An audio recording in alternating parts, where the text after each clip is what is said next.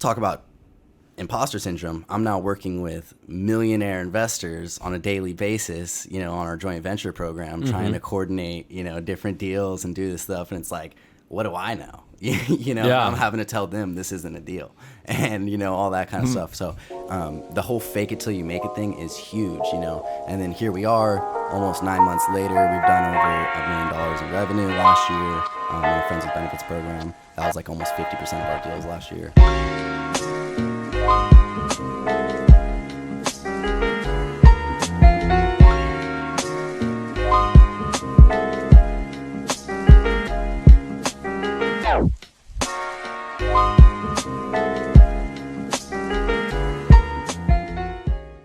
All right, you guys, welcome back to the Pursuit of Property podcast. We've had a little bit of a break with the holidays. We are super pumped to be back, and we are super pumped to have our friend, our buddy, Conner Mcguyer with the Home Helpers Group. Conner, how are you doing this morning, my man? Good. Just trying to get some more some events going and some more consistency in the community out here, right? Because we have these events going, but it's not very consistent, and nobody's really making that happen. So I think we need to make that happen because I like spending time with you guys. So we need to have more of these events, more of these socializations going on. Yeah. Well, I mean, the podcast has been cool for us. I feel like we haven't noticed it as much because every week we either have somebody in or we're planning the next podcast to have somebody in. So maybe it's time to start a podcast, bro. Yeah, I was actually thinking about that, starting a podcast. I actually have this will be the first time I announce it, and I haven't talked to you guys about it, but I want to talk to a couple of you guys about it. What I want to do, have you guys ever heard of Robert Kiyosaki's game Cash Flow? So Robert Kiyosaki, Rich Dad Poor Dad, he has a board game called Cash Flow. It's like a real life Monopoly, where, it's a rat race circle. And the whole point of the game is you get off the rat race onto the other track and you choose a dream at the beginning of the game and you have to buy your dream. And that's how you win the game, right? And it has all like real life financial principles. Well, what I want to do, and me and Dean talked about it, is get all of you guys, Dean, Strat, Jason, you guys all together some night and have you guys all play that. And see record it and see what happens. Dude. There we go. That's content that you could split up for weeks, It's some Mr. Beast stuff right there. Hey, why not, right? Well, shoot, dude. We wanted to have you in because obviously you're tied in with the Home Helpers Group. You guys have been super impactful in the Valley. Right. And we kind of wanted to have you share, your younger guy like us, share how you got into the business, a little bit about the acquisition side that you guys are doing, what you're seeing in the market, and just general thoughts for younger investors who are getting started right now. Absolutely. I would say the way that I got into real estate is, definitely unconventional. I was raised in it. It's like a religion to me. It's one of my core values. We were talking about passive income and all of that before the podcast, and passive income is such an important aspect of financial freedom. Even though it's not passive, it's a lot more passive than a 9-to-5. Yeah. And there's a lot more security that comes from real estate, especially because I think it's a Mark Twain quote: "Buy real estate, they're not making any more of it." It's the ultimate supply and demand. So real estate's just always been kind of a core value of mine. So when I started getting into real estate, I kind of had the misconception that everybody has when in the beginning is like you need money to start buying real estate. I don't know why. But once I realized, I actually went to a Henry Washington meetup. I think it was last March. And I went to that meetup, and after kind of realizing, because that's his whole thing, is you don't need any money to start. You can find people to fund it. I was like, oh, damn, that's a good idea. So a mix of that and understanding how real estate works, I kind of was like, this is your moral obligation to invest in real estate and create rentals for everybody else, because as everybody knows, there's not enough places to live in California, right? Like I know probably 10 different people that are trying to find a place to live right now, right? And they can't find an apartment, they can't find a house to live, and they don't know how to buy a house because they don't have 2 years of income to show steady, or they don't, you know what I mean? They don't have it. So it's kind of a moral obligation, if you understand how to become a landlord, to become a landlord, right? Because otherwise, where the house is going to come from? Where are people going to live? So because of that, I decided to start looking into it. I actually found a pre-foreclosure that was, a week out from auction, and we stopped the auction, got it postponed 30 days, bought the house off of them, was able to give them, I think it was 10 grand. on top. So I bought for a total of $226,000. At the time, the ARV was $360,000. So it's a pretty good purchase right there. It's a 5-bedroom, 2,000 square foot, rented out all the bedrooms. And I live in one of the rooms now. So I get to depreciate the rest of the house, and I get I'm paying the mortgage with the rooms being rented out, and I'm providing a place for someone to live for 4 people, Dude. So that's how I got into real estate. And that's the reason I love real estate so much is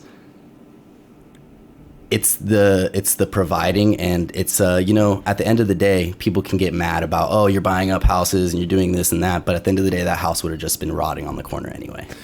I think, and that's an interesting point that I don't think we've dove into too much. I know we've talked about it before, but kind of like that stigma for investors or, people who buy properties, landlords, stuff like that. Like, oh, you're taking up all the housing. You're taking a house away from somebody else. Right. But especially for, at least I know our good group of investors here in the Central Valley, especially, for the people who are flipping, right?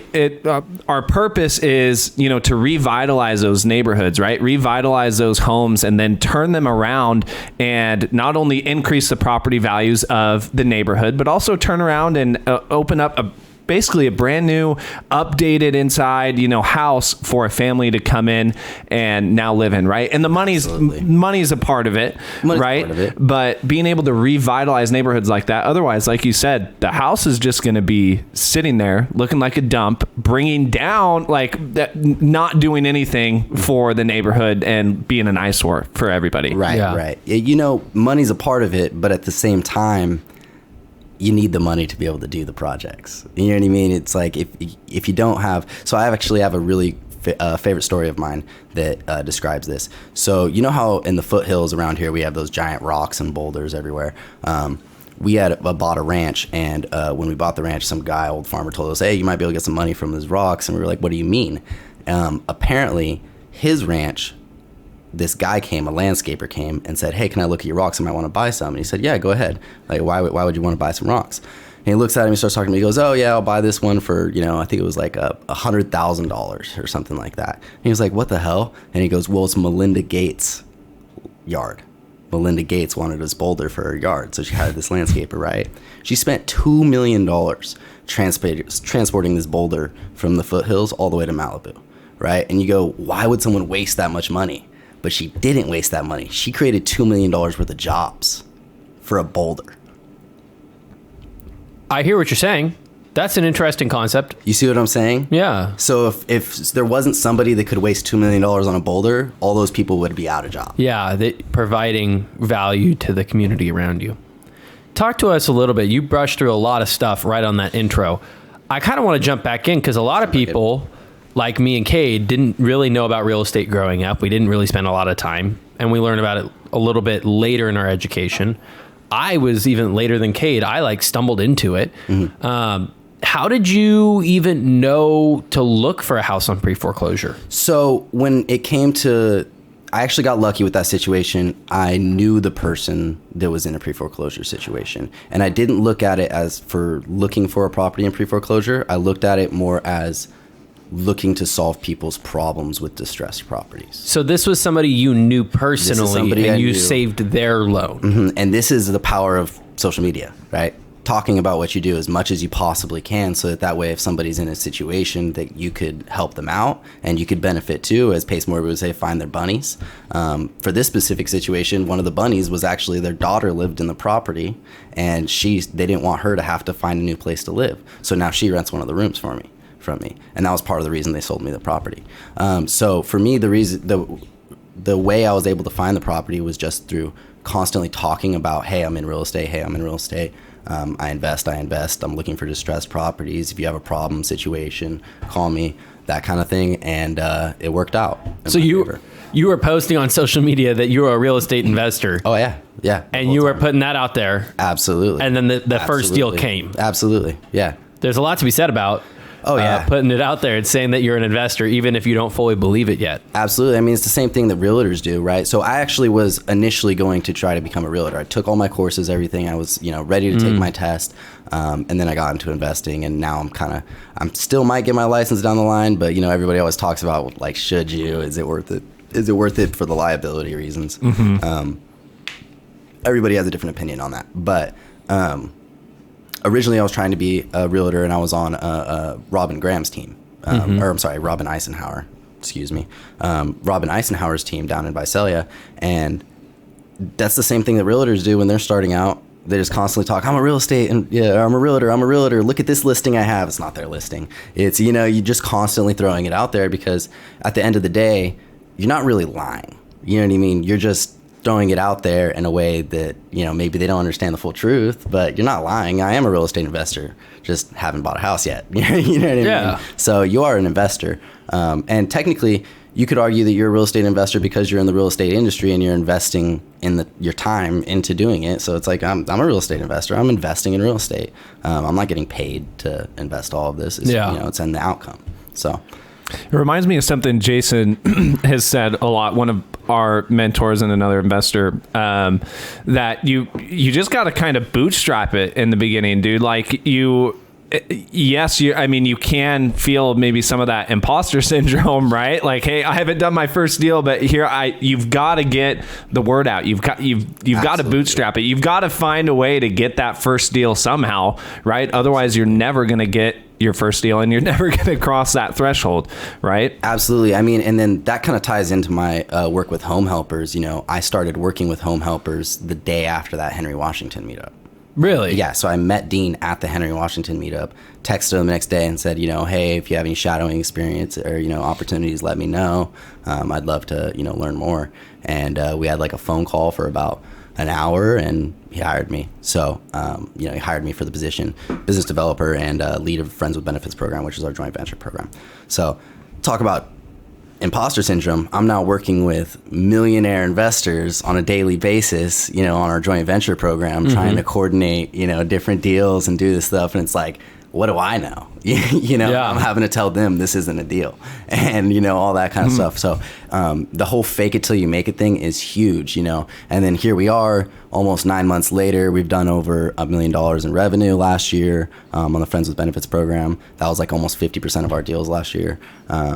So it's going well, and it's just fake it till you make it, Dude, two things right there to recap too, especially because I'm thinking from a perspective of a new investor, right? Absolutely. What can a new investor be doing, or somebody who wants to, get into real estate or do their first deal?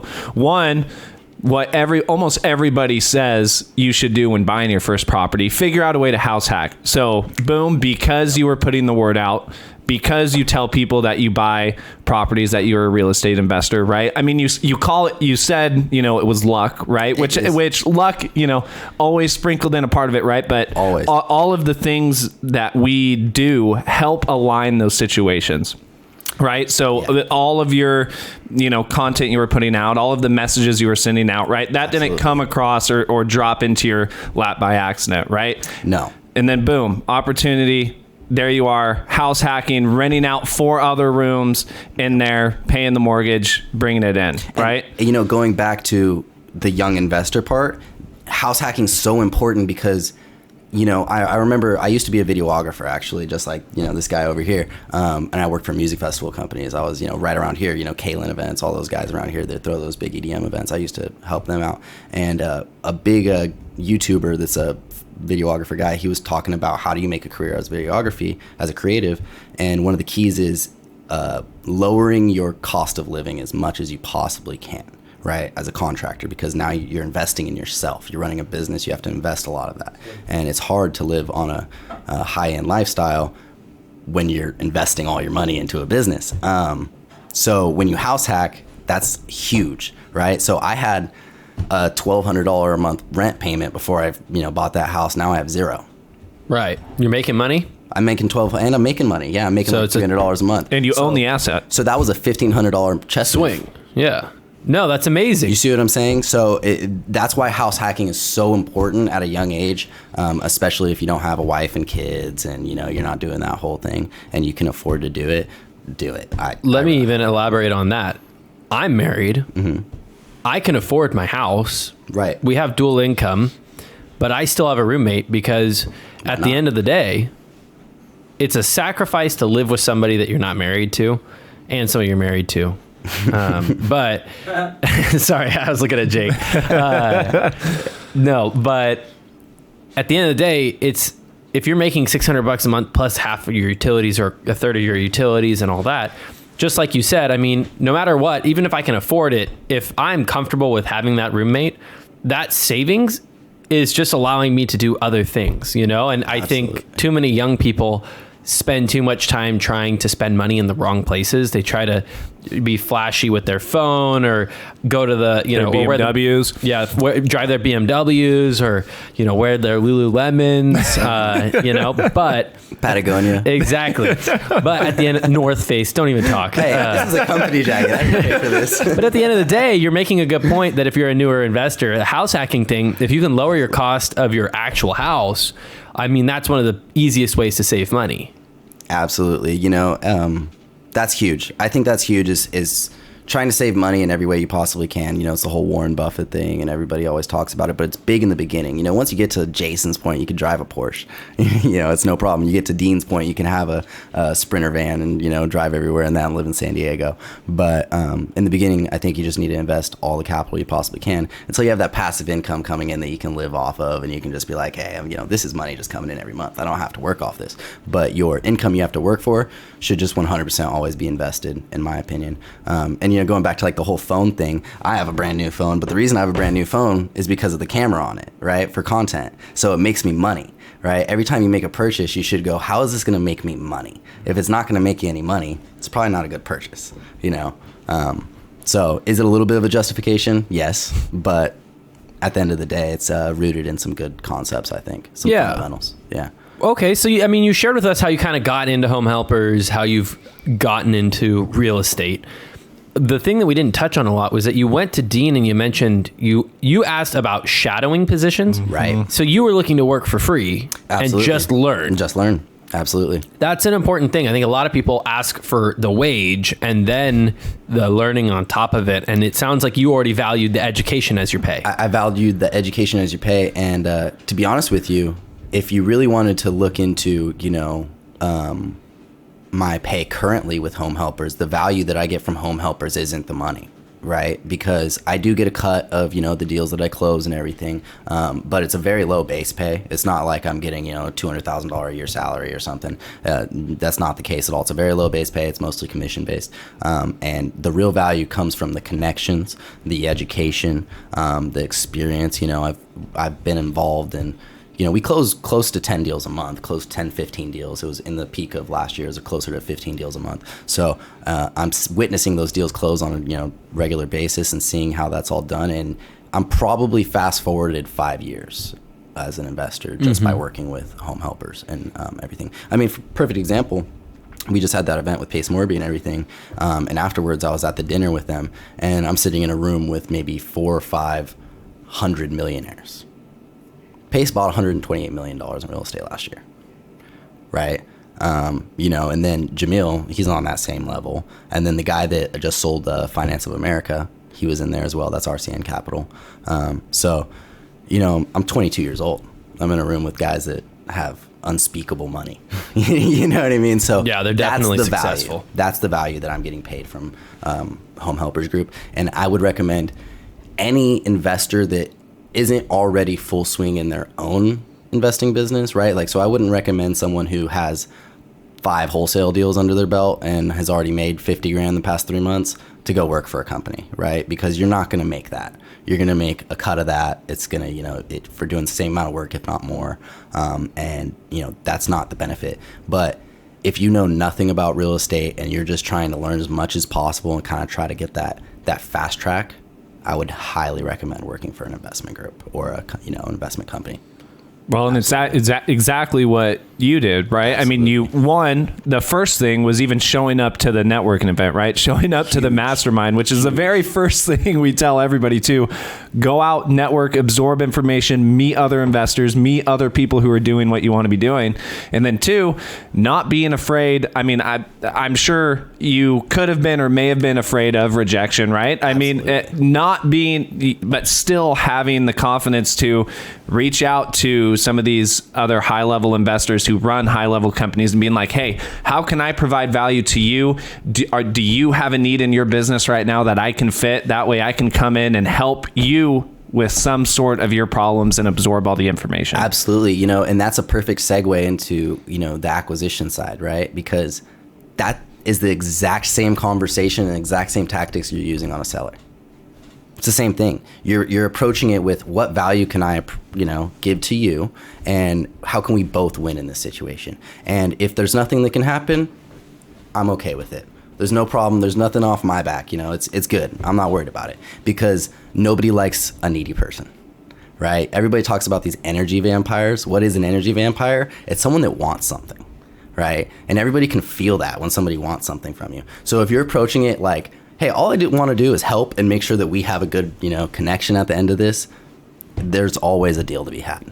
There's always something that can happen, because if the deal doesn't work out with that deal, maybe they'll let, their sister know about you. And, 2 weeks from now, you get a phone call and says, hey, I have this deal. My sister's trying to sell their house. We've had this one guy send us 3 or 4 houses because we bought his house, so that's huge. I think you should approach everybody from that place of, how can I give value to you?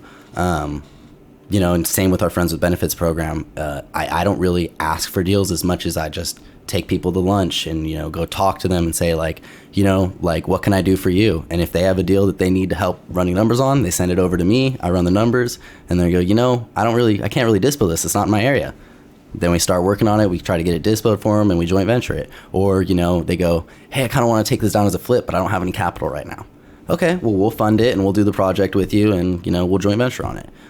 So I think always approaching from that place of giving value, trying to find their bunnies, like Pace would say, is the most important thing when it comes to acquisitions, negotiation on any side. And the same goes for trying to learn or find a mentor, Strat most famously said, I'm sure everybody's seen the video, I love it, is I think he said, don't fucking ask me to pick my brain.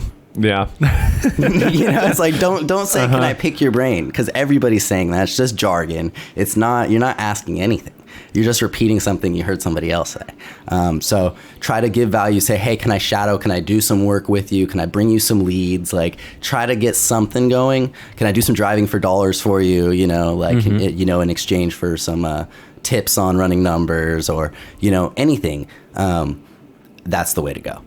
Yeah, that's definitely the way to go. I've never heard the term energy vampire, but I like it. We were having a similar conversation yesterday about just like the abundance of deals. And we were saying whether it's, whatever business you're dealing in, right? Whether it's meeting with the seller, or when you have that, call it commission breath, call it whatever it is, when you have that energy with you where you need that deal, the seller's going to pick up on that energy. You're going to come across as desperate. Absolutely. Right? And it can be a hard mindset shift for a lot of people, especially for people who have not been, surrounded by the people we are surrounded with, right? The abundance mindset is a hard mindset shift. And it can be a struggle for new investors in the beginning. But I think what you said, hitting the nail on the head, that figuring out a way to provide value and find a way to a win-win solution, knowing that there are an abundance of deals out there for everybody, right, is extremely important. Right. I think one of the biggest roadblocks to the whole abundance mindset issue is people's perspective on what a lot of money is. I think that's a big issue, right? Because when you're scrapping for rent every month, $2,000 is a lot of money to you, right? And we all know in real estate, that's not a lot of money at all.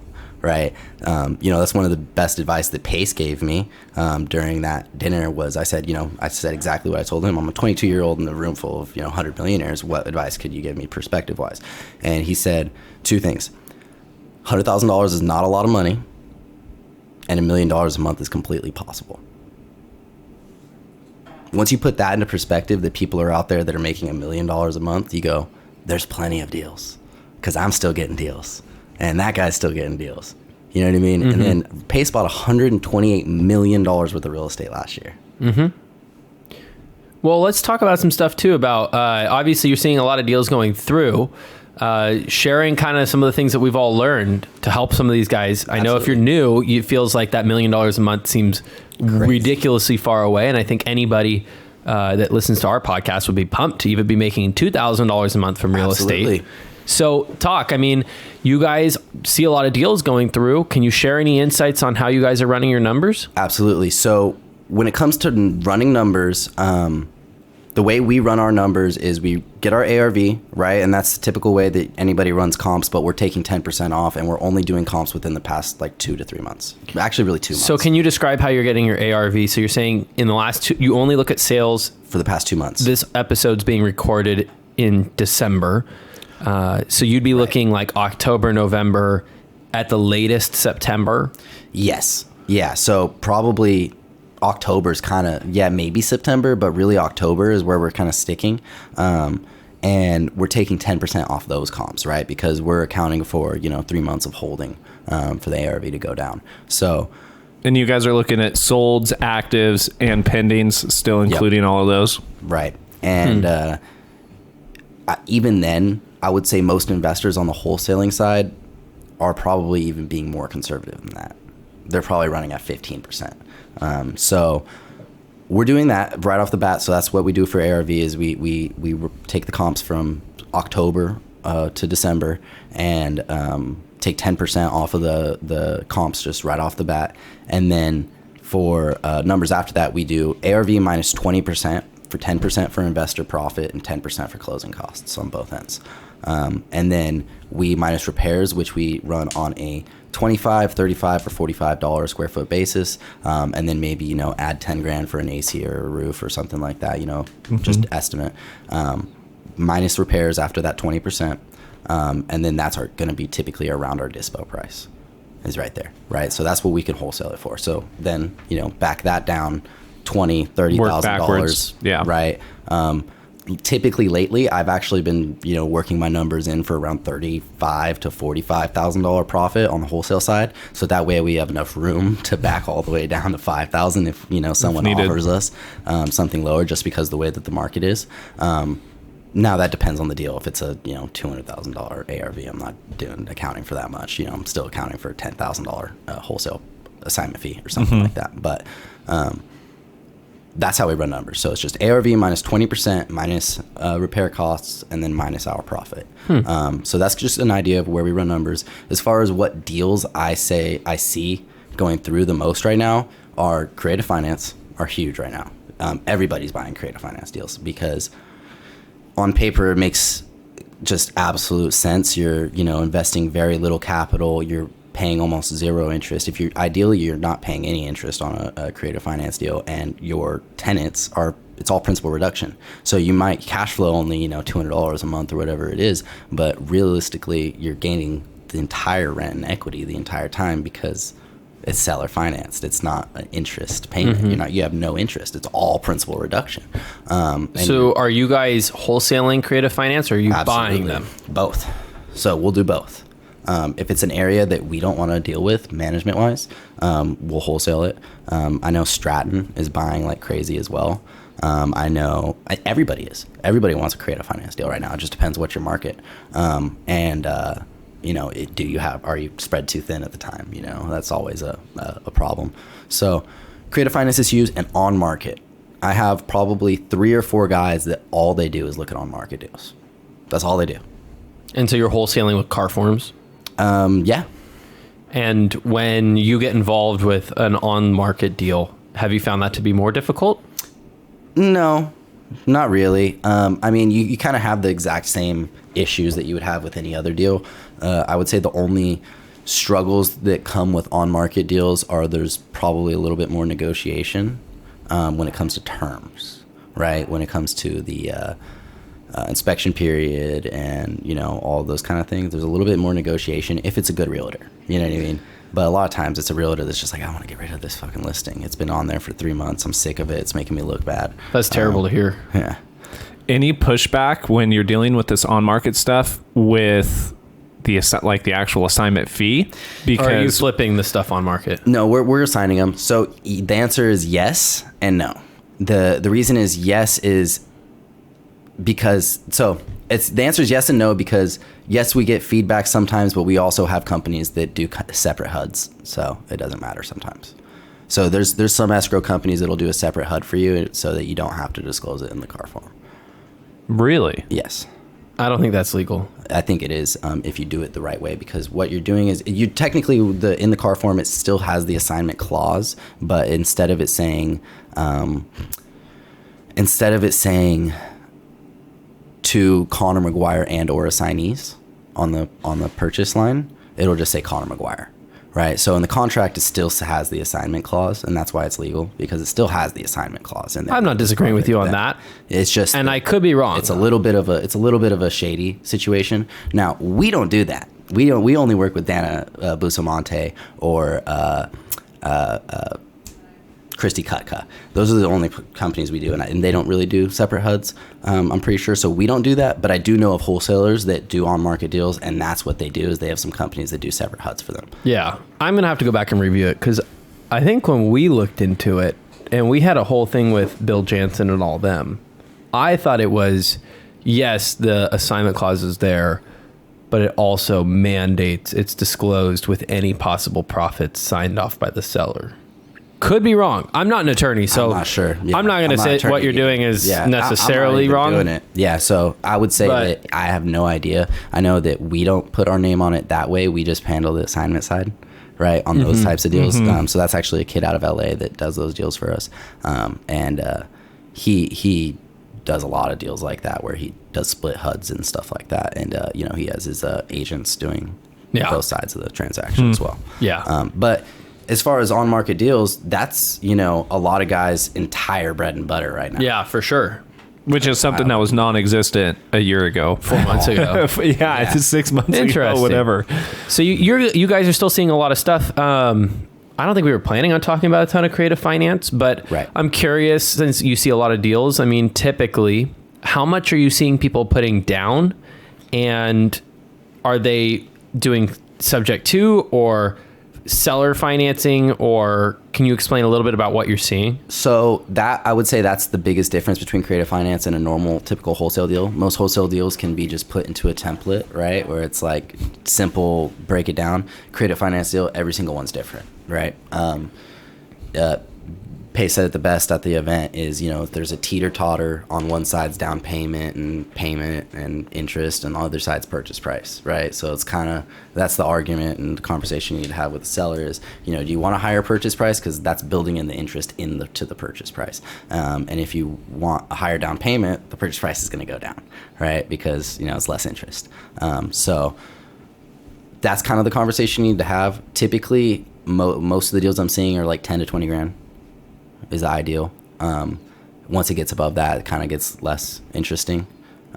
Well, and if you're putting 10, 15, 20 down, you might as well buy cash. My thought is, if you guys are assigning that deal to another investor, right? What, and I'm curious, how do you place a value, on what that assignment fee should be if you're assigning a deal? If you're assigning a deal for a creative finance deal and it's already 10 or 15,000 down, is the assignment fee? I don't know. That's a good question. How do you figure out that assignment fee? That's a good question, and honestly, I would probably have to tap Dean in on that one because he handles all of our dispo. But my assumption would be you would treat it just like you would be dispoing a rental property. And you would kind of throw out the terms out there when you dispo it and explain the terms and say, you'd probably just add your fee on top of that total purchase price and just disclose it that it's your assignment fee. That 10 out of your 20,000 down is the assignment fee for the deal. Yeah. And I think you value it based off the value of the cash flow of the asset, right? Because you're essentially finding, negotiating, and delivering a cash flowing asset. Yeah. Well, and it's not just a cash flowing asset like I was talking about earlier. It's principal reduction, That's the key. Especially if it's That's- 0%. It's zero, yeah. If you're That's at no the key. interest. Or 0 to 1%. It's all principal reduction, which is huge, right? Yeah. I mean, freaking at the end of that 10 years, you're going to be able to refinance and pay that property off and have a $200,000 cash out or whatever it is, So it just makes perfect sense to do creative finance. Now, that being said, we're buying most of the creative finance deals that we come across. That makes sense. Yeah, we're buying most of them because we have a close to a 10-figure rental portfolio right now. So we're trying to get that up there.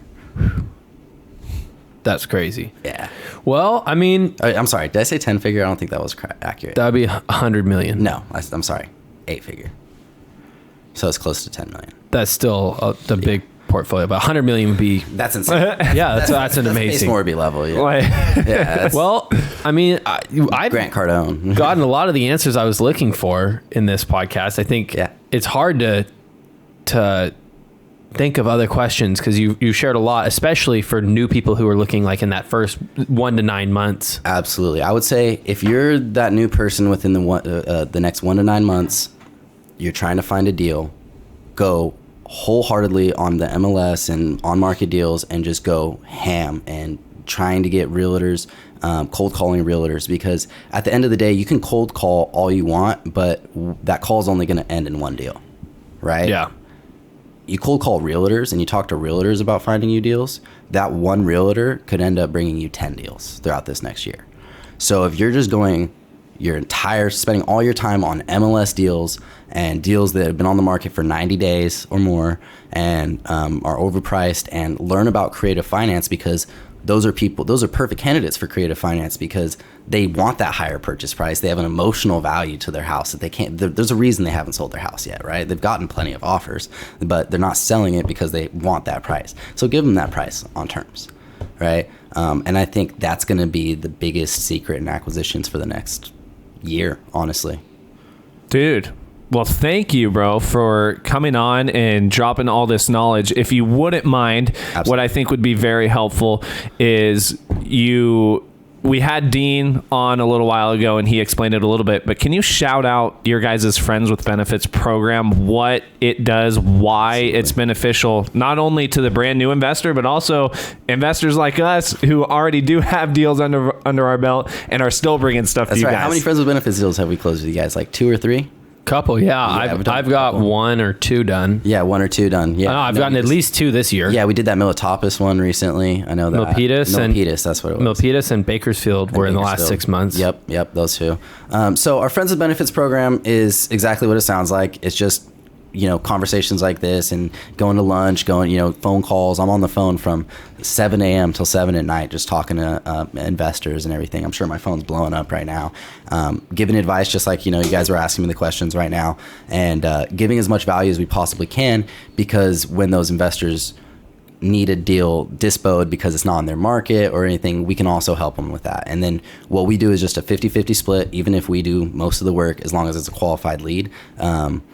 At the end of the day, it can be anywhere from, hey, this guy wants to sell his house, here's the numbers, I think it's a deal, to, hey, I have this under contract, I just don't have a buyer.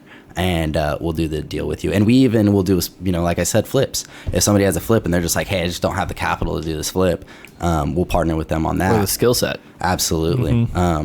So we're kind of, the Friends with Benefits program is really giving our resources to as many people as possible, so that we can, lean into that abundance mindset that we were talking about. There's enough deals for everybody. Yeah. And if we give out the resources, not only are we helping people and giving back to the community, we're also helping ourselves because we're getting deals, and there's less people that are ill-informed making offers that ruin our offers. You know what I mean? It's like, hey, this guy offered me 50 grand more than you. Well, it's like, it's because he didn't run numbers right. Yeah, he doesn't know what he's doing. He doesn't know what he's doing. So the more we educate, the more we help everybody, the more easier our job is, and the more money everybody makes at the end of the day, right? Because that deal, we could be fighting over that deal and then none of us got it because he doesn't have any buyers and I offered way lower than him. You know what I mean? But instead, if we work together, we can both make half the money. So at the end of the day, it makes us a lot more money. Like I said, last year, almost half of our revenue came from joint ventures with other people. And that was about $1 million. So it's a lot of money made just from friendships, you know. So that's why we call it Friends with Benefits. We give you guys a little T-shirt that says Friends with Benefits on the back, and one of these cups. Do you have a cup? Yeah. Okay, cool. I got it in my house. Yeah. So one of these cups, you get one of these cups, and we're gonna be adding some more stuff slowly, you know, more incentives and everything, you know, dinners and that sort of thing for the top producers in the program. But overall, it's just kind of our way of helping the real estate community and spreading that abundance mindset.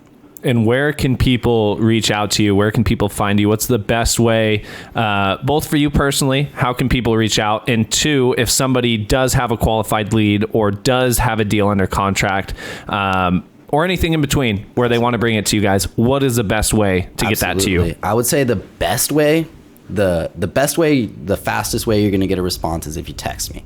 If you text me at 559-799-8164, and you just text friend zone to 559-799-8164, then we'll just go from there. You know, you can send me a deal. I'll run ARV for you. We'll start talking about the deal. And once it's qualified, then I can send it over to my acquisition team if it needs to be worked, if it's just a qualified lead, if it's already under contract and there's some problem solving that needs to be done, we'll solve the problems and then we'll send it over to Dispo and have it dispositioned and go from there.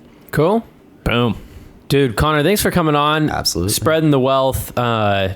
I mean, we're going to have you come back on soon. You shared a lot of stuff, and Dean's team, obviously, you guys are doing a lot of stuff, you're constantly on the forefront of what's going on. Yeah, absolutely. Yeah, we're constantly trying to learn as much as possible. As sure as you guys are as well. I mean, you guys are at every event we go to. Yeah, we try to be. Well, shoot. Thanks for coming on, and we'll see you guys next week.